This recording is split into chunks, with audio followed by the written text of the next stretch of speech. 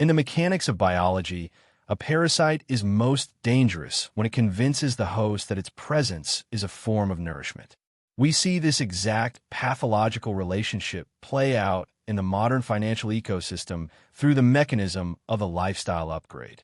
Most people view a salary increase as a permission slip to expand their consumption, but in the cold reality of capital flow, every luxury added to a personal balance sheet is a strategic surrender.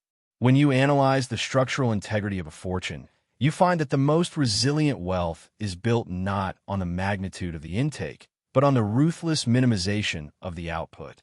Diabolical Invest looks at the world not through the lens of what can be bought, but through the lens of what must be defended. The average professional is trapped in a feedback loop where their standard of living rises in lockstep with their earnings, creating a zero-sum game that keeps them perpetually one or two missed paychecks away from total systemic collapse. They are running on a treadmill that accelerates every time they get a promotion, yet they remain in the exact same spot relative to their ultimate freedom. Consider the thermodynamics of a closed system. Energy is lost through friction and heat.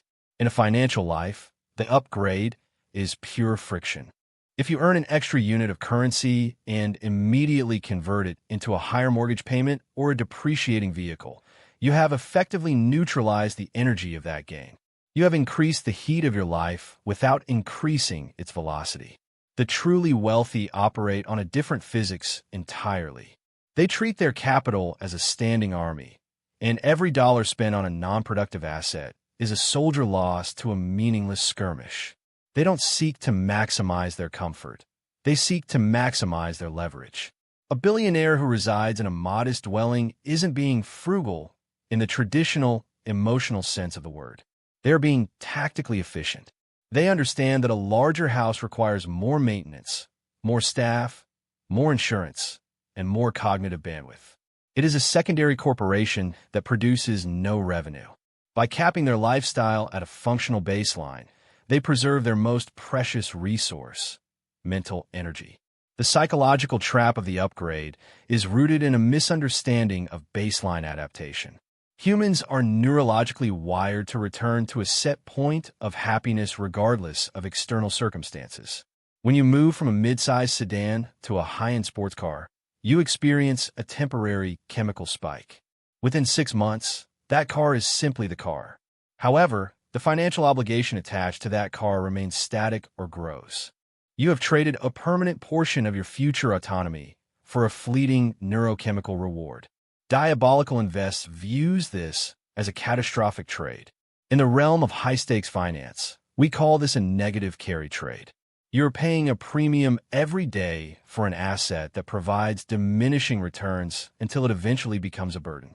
The goal of the strategic accumulator is to create a positive carry life, where every asset owned works for the owner, rather than the owner working for the asset. Wealth, in its purest form, is the absence of the need to perform. The person who feels compelled to wear their net worth on their wrist or park it in their driveway is usually the person who is most insecure about their actual standing. They're using signaling as a defense mechanism to mask a fragile reality. If your expenses are 90% of your income, you are a high-functioning servant, regardless of whether your income is $50,000 or $5 million. You have no margin for error. You have no ability to pivot. You are locked into a specific trajectory because the cost of your existence demands it. Conversely, the person who earns a high income but maintains a low-cost lifestyle is the most dangerous player in the market. They have the optionality to wait for blood in the streets, to buy when others are forced to sell, and to take risks that would bankrupt a person who is over-leveraged by their own lifestyle. Think of wealth as a battery. Every time you upgrade your life, you are puncturing that battery and letting the charge bleed out into the environment. You might light up the room for a moment, but you are shortening the life of the power source. The ultra-wealthy don't just save money, they hoard potential energy. They understand that the first million is the hardest because it lacks the gravity to pull in more money on its own. By refusing to inflate their lifestyle as they climb the ladder, they allow the power of compounding to reach its terminal velocity. If you take two individuals with identical career paths and identical raises, but one invests every raise while the other upgrades their car and house. The delta between their end-of-career net worths will be measured in the millions. The cost of the car wasn't the sticker price. It was the 30 years of compounded growth that the money would have generated if left alone. This brings us to the concept of attention vampires. Every physical object you own demands a slice of your consciousness. It needs to be cleaned, insured, repaired, or protected. A minimalist lifestyle isn't about asceticism. It's about tactical clarity. When you see a tech titan wearing the same outfit every day, you aren't seeing a lack of imagination. You are seeing a person who has calculated the cost of decision fatigue. They refuse to spend their high-value cognitive cycles on low-value choices. They save their intellectual capital for the boardroom, for the merger, or for the breakthrough. The middle class, by contrast, is exhausted by the weight of their own possessions. They spend their weekends managing their upgrades, mowing the lawn of the bigger house, taking the car to the shop, organizing the closet full of clothes they don't wear. They have become the janitors of their own vanity. Diabolical Invests argues that the most sophisticated form of wealth is stealth wealth. In an era of hypervisibility and digital envy, the ability to look unremarkable is a massive competitive advantage. It prevents you from becoming a target for litigation, for social engineering, or for the success tax that friends and family often impose on the visibly affluent.